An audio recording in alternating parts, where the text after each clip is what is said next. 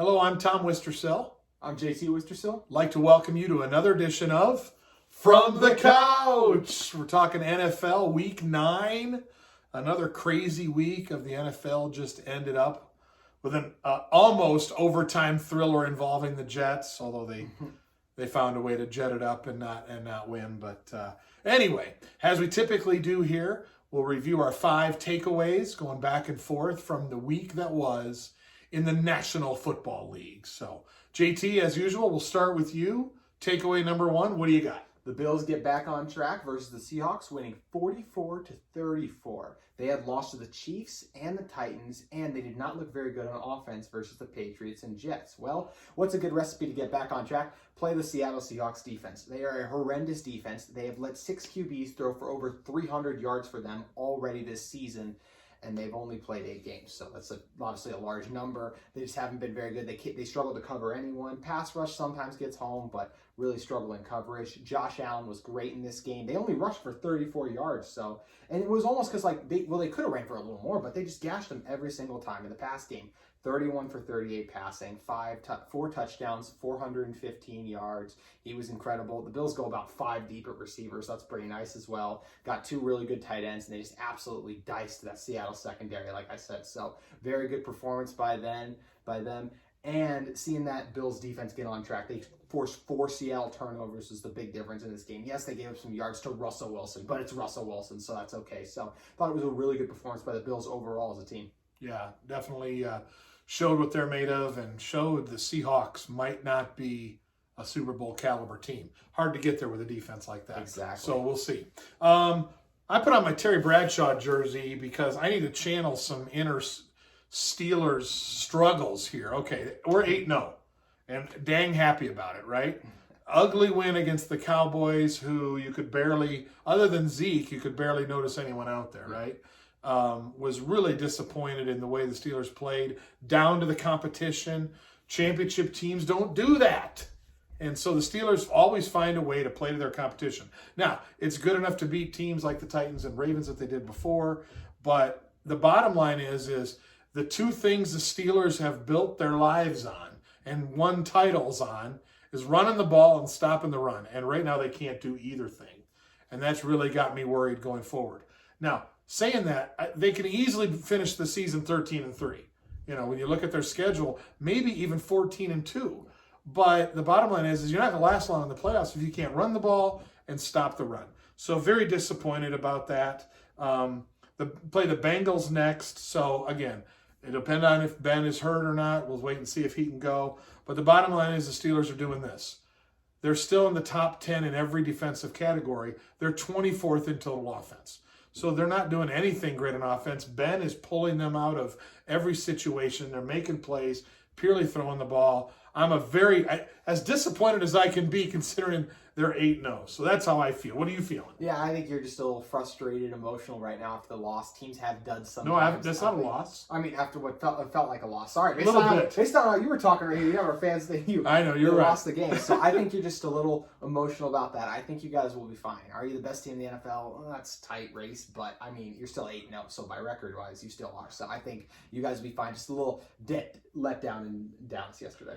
So hopefully there's a wake-up call. We're ready to go against the Bengals. Yeah. All right, what do you got? Number 2, JT. I'm already ready to say it. The 2020 quarterback class is a historic group. It is a great group, honestly. We're talking the future. So, Burrow, he's been awesome already this year. He's 8th in the NFL in passing yards, and just last week led his team to a win against the Titans. Big upset there. Justin Herbert, yes, they lost another heartbreaker, but his defense gave up 31 points to the Raiders. He was sensational again. He had 326 yards, 2 touchdowns. Just continues to show off arm strength, accuracy. He's been really impressive.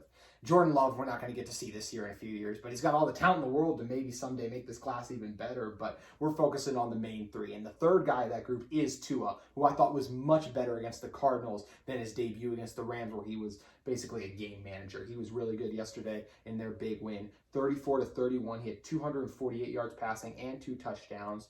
And he showed a lot of poise in the pocket, I thought, a really good understanding. He does not turn the ball over. He does a very good job that way. Made some really big plays with his legs late evading pressure and rushing for some first downs there. So I thought he was really good overall yesterday, and I think this quarterback class is an unbelievable group, and we're going to look back on it and be like, wow, I cannot believe all those guys were in the same draft. Yeah, very impressed with them.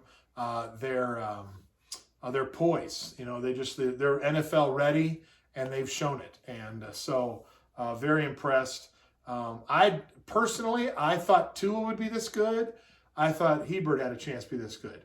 I was not convinced on Joe Burrow. Really? I mean, I was like, you know what? You've seen a lot of big guys come in with big arms and that, but he's wise beyond his years and got me a little. I'm not frightened of the Bengals yet, but 10 years from now, I could look back and say Joe Burrow was a dang good quarterback. So he's got me thinking the next 2 or 3 years that they'll be better than the Browns, which isn't saying a lot, but nonetheless. Okay.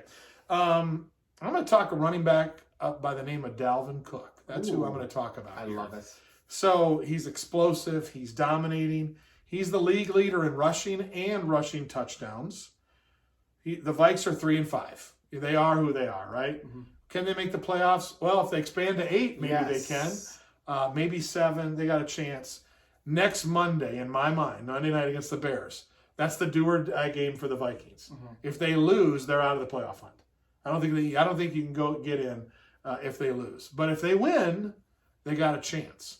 But here's what in my research looking at Dalvin Cook, I found something I did not know that really is impressive to me, that he's a captain for the Vikings. Mm-hmm. He was voted a captain by his teammates. That shows a lot more maturity than I thought he had, and that the fact that the team believes in him like that. So obviously he's a team leader. He's a great player. He's fun to watch. So I know he's your guy, but I just was really impressed with what I'm seeing from Dalvin Cook. What do you think? Obviously love gushing on Dalvin. Also leads the league in missed forced tackles, not to add on more impressive numbers, but couldn't resist right there. Dalvin he leads the team before the game. When you get the pregame hype, he's the one everyone circles around. He gets the team going. For years, that was Everson Griffin's role, who played across from him on Detroit. Really weird to see him in a Lions jersey, but very impressed by Dalvin. I think he's sensational. Last week, I elected him the best running back in the NFL, so a week later, that looks very good after that performance against Detroit. No doubt about that. Okay, where are you going next? Speaking of just superstar players, how about Kyler Murray? Oh my gosh, he was sensational. The only reason his team was in this game, they did, like I said, lost 34-31,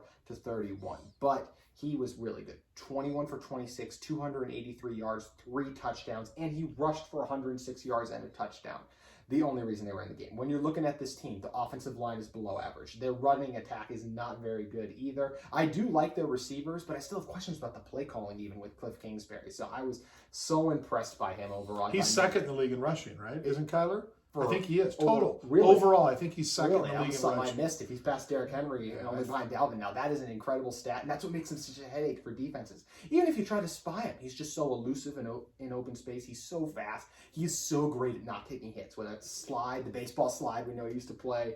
He's so good in that regard. He also has a really good arm, pretty accurate. There's some games where he's still working on that part of it, but there's touchdown passes like the one he threw to Christian Kirk yesterday was an absolute beaut. So he's just become a really good player. And I actually have a thing I'd like to ask you. How many current NFL quarterbacks, if you could start your franchise today, would you take over Kyler Murray? Boy, I'll tell you what, not many. Mm-hmm. He is such a dual threat, as you said. And, and that's the future of the NFL. He's arguably as good a runner as Lamar Jackson, but a much better thrower. Exactly. And so, other than Mahomes, you could make an argument there might be 4 or 5 guys in the group if you had to win a season this year. But if you're looking to the future after Mahomes, he might be number 2. Mm-hmm. I mean, you can make an argument for him. What do you think? Exactly. So Mahomes number 1, clear, obviously. For me, he was 3. The only guy, and it was really close, is I'm still a huge Deshaun Watson fan, and that is someone whose organization's doing him no favors either. But he's past Lamar for me, personally, because of that ability to throw the ball. I think he is more accurate and a better pocket passer than Lamar right now. So he is incredible, and he's going to be fun to watch for many years to come. He is not second in the league in rushing. My mistake. My mistake. Feels like it. Yeah, but he makes it happen. So, all right, I'm going to talk about the Atlanta Falcons a little bit here. They won. They started the season 0-5. Mm-hmm. They've won 3 of their last 4. Matt Ryan is starting to come alive a little bit. 15 touchdowns, only 5 interceptions. Obviously, he's got Calvin Ridley and Julio, right? Julio gets double teamed, so Ridley is their leading receiver. They're third in passing offense. They get a bye. They're a team like the Vikings. Next week, after their bye, they play at the Saints. Find a way to win that game, and all of a sudden, they're in the playoff discussion after starting 0-5. Just really impressed with their resiliency. When you look at, they've had some really difficult losses during their stretch.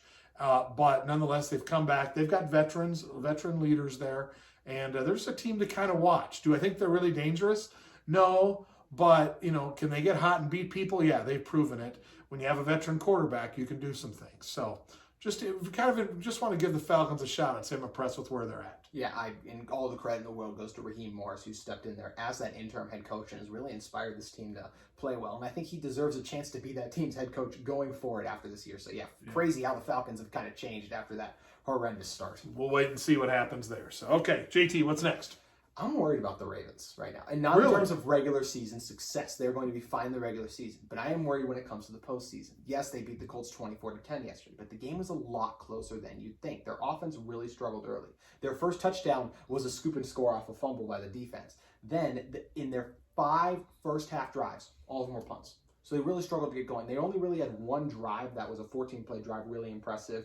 Other touchdown drive was sparked by an interception. So they just really struggled yesterday, and I wasn't very impressed by them. And I haven't been very impressed by their offense all year. So why have they regressed a little bit? No, I think Lamar's come back down a little bit to earth, but he's not their biggest problem. The biggest problem is 2 things. Number one, oh my gosh, the receivers. It's just not a very good unit. Marquise Hollywood Brown, we love the last name, the theatrics. It's a fun name to say. He was fun at Oklahoma. I think he's overrated, and I think the rest of those receivers aren't very good either. So they need Des Bryant to step up and help him out. The offensive line. Crazy you're saying that. I know, but that's what they might actually need, that spark. Mark Andrews is awesome, but they need some. Well, they'll give him a spark. I'm not sure it's in the right way, but. Yeah. Ronnie Stanley going down against the Steelers was a massive loss for them. And they lost Marshall Yanda, and they tried to interiorly replace him. That's the right word for it. But it just hasn't really gone well in that regard either. So they've stepped back a little bit like that. And what really concerns me for them is just knowing who they're going to have to go through to get to the Super Bowl. Got destroyed by the Chiefs. Lost to the Steelers last week. Yes, it was a close game, but it was in Baltimore. They're going to have to go to Pittsburgh. Lost to the Titans last year in the playoffs. They'll have to beat them. And this Colts game, that interception they got was a very sketchy one. Anyways, this game was a lot closer than you'd think it was. So I was really impressed by the Colts yesterday, and I'm concerned about the Ravens because they're going to have to beat one of those 4 teams, and I don't think or even 4 of those teams, like 2 of them twice. So it's just, I think they're in a tough situation. We'll find out a lot about them. They do play the Patriots next. I think they win that game.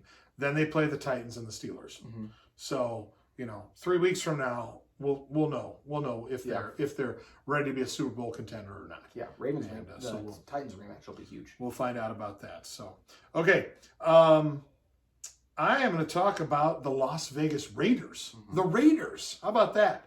They're 5-3. They host the Broncos and the Chiefs. They host the Broncos and the Chiefs next. So they're right in the mix of a playoff picture, with a winnable game against the Broncos for sure. Yes. And they already beat the Chiefs once, right? So they'll have a chance there, and the Chiefs will be fired up. But the bottom line is I'm very impressed with Derek Carr. 16 touchdowns, only 2 interceptions. Josh Jacobs is obviously having a monster year, a great running back. They're 9th in rushing offense. Mm-hmm. They're tough, they're physical. Their defense is not great. Let's be honest. They're not doing a great job there. But bottom line is they're 5-3. They control their own destiny the next 2 weeks. Even if they can go 1-1 on that, be 6-4, they got a chance to get to 8 or 9 wins on the year. And so got to give a shout out to the Raiders. A little bit under the radar screen right now. No pun intended there, but we'll see what happens. What do you think? They had a big win versus the Saints earlier this year on Monday Night Football, and even last week they go up to Cleveland and beat the Browns, who were coming off that unbelievable Baker Mayfield performance. All the hype was around him, and then they send him stumbling back down to earth. So I've been really impressed by them. I've highlighted their young secondary before on this show. It's been really impressive too, and that run game is just ferocious. So if you can run the ball and create some turnovers, which they can in the secondary, you're gonna have a chance. They don't rush the passer great, but they're a team to watch out for. They've got some nice wins this year. Yep, exactly. Okay, last one, JT. What are you doing? How about the Saints? Smoking the Buccaneers down in Tampa, 38-3. No one saw that coming. You can say you saw the Saints winning. You did not see them winning by over 30 points. It's just insane. The biggest thing for me was just the job the Saints defense did. Dennis Allen was unbelievable, their defensive coordinator, and the players deserve a lot of credit too, obviously. They completely shut down the rushing attack, and yes, they had to abandon it because they fell behind, but they only had 5 rushing attempts for the game, which I believe is an NFL record. That was an NFL record. Yeah, NFL record. So absolutely insane in that regard that they shut it down early. The passing game, they really got to Brady early. The pass rush got going. The secondary, the coverage was really good. Marshawn Lattimore especially had a really good game. He's been struggling this year, but if there's one thing he's done throughout his career, it's shut down Mike Evans. In their last 3 matchups, he's held him to only 6 targets, 0 catches. So it's just insane the job he's done shutting him down when he struggled this year. So I was really impressed by that Saints defense. Malcolm Jenkins as well had a very good performance. Then when you're looking at the offensive side of the ball for the Saints, they did a great job of spreading it out, getting everyone involved. 12 different players caught a pass for them. Breeze was really good all night long, distributing, getting guys open. And Sean Payton was really good, dicing up some plays out there. And he definitely beat Todd Bowles from a play calling standpoint in that regard. So I was stunned by this performance the Saints put up, and I think they're in a really good position. They're going to win. They should win this division now. They have 2 wins over the Buccaneers, so they own that tiebreaker. And Tampa, it's a really disappointing loss, and they got a lot of stuff to figure out, especially with the trying to incorporate Antonio Brown, figuring out how that works. And if you get pressure on Brady, it's not good right now. So we'll see what kind of adjustments Tampa makes, but all the credit in the world to the Saints for the unbelievable game plan and execution they put together. It was a shocking game from the start, right? I mean, it was like 5 minutes into the game, it was 14-0, and so it just snowballed from there. So shocking outcome. So let's talk about the NFC. Okay, so to me, I've got some clear pathways in the AFC to the Super Bowl. I think the Bills can make some noise, and then the Steelers and Chiefs are the clear at the top right now. So I have a hard time believing that it won't be one of those 3 teams right now. I really am having trouble with the NFC, who I think is the best team in the NFC. I can make a case for the Packers. I can make a case for the Saints. I don't know if I can make a case for the Seahawks based upon what I'm seeing with their defense. So I'm really struggling with, if I had to say who's the best team in the NFC right now, I think I might pick the Packers, but we've seen what can happen to them. And so, the Vikings, what they did. So, I don't know, JT. To me, like I said, I've got a clear-cut favorites in the AFC. That to go to the Super Bowl is going through there, probably. In the NFC, I've got about 4 or 5 teams. I just don't know what's going to happen. We're halfway through the season. What's going to happen in the second half, JT? Who's the clear-cut in your mind? It's now the Saints to me because of that performance. Going into if you asked me this last week, would have said Tampa Bay. But now with that performance they put out there, I think their defense is hitting strides at the right time. The play calling's been really good. My only concern is Breeze. He sometimes wears down in the postseason, but maybe this is the year he's able to put it all together and have that magical Peyton Manning run. Everyone expects him to walk away when it's over. So I've been on Seattle for a long time, but man, that defense is just too bad, and it's not going to get any better. So I'm off them a little bit. And I don't know if the Buccaneers can beat the Saints. We've seen it twice now. I don't think they're going to be able to win, even if that game's in Tampa, how we just saw. It plays out differently if they play again, but I would go with the Saints right now. I think they're playing a really good, complete football right now, and they struggled a little bit early, but I think they're starting to figure this stuff out, hitting their strides right now. Yeah, the reason I say the Packers is they have an elite quarterback. They can put up points in a hurry, and I think of those teams, their defense is solid enough. Maybe not the best defense, but a combination of both, great quarterback, good defense. That's why I'd put it with them, but they're inconsistent, so we'll see. The only thing I want to counter with that is what you mentioned with your Steelers, something that concerns you with your Steelers defense right now. You got to stop the run. It's 10 times worse for Green Bay. They're horrible at it. It's why they've been trounced the last year in the playoffs, especially by that 49ers team. And that's why I won't pick them, because I'm really concerned with their ability to stop the run. That wasn't the NFC Championship game, though. So, we give a pass. You make it that far. But anyway, so lots happening here in Week 9. We'll look forward to next week and Week 10 and that. So another exciting week in the NFL, as we tread on here in this strange year where home field advantage, does it even matter? I don't even know. But anyway, so thanks for joining us here on another exciting edition of From the Couch. We'll see you next time.